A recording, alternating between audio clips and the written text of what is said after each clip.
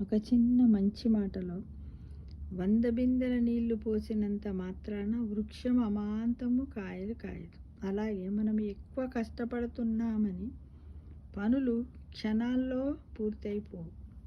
దేనికైనా సమయం రావాలి, సహనం కావాలి.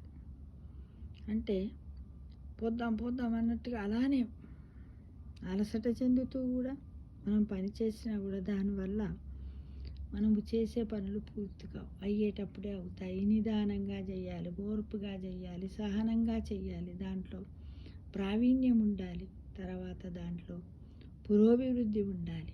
ఆ విధంగానే మనం పనులు చేసుకుంటూ పోయి సహనంగా ఉండాలి తప్ప అయిపోవాలని ఆగం చేయడం వల్ల, పొరపాట్లు చేయడం వల్ల ఇంకా తప్పులు చాలా జరుగుతాయి. కానీ మనం ఎలా సహనము ఓర్పుతోటి చక్కగా ప్రావీణ్యంగా పనిచేసినట్టయితేనే మనం సక్సెస్ అవుతామన్న విషయాన్ని మర్చిపోవద్దు.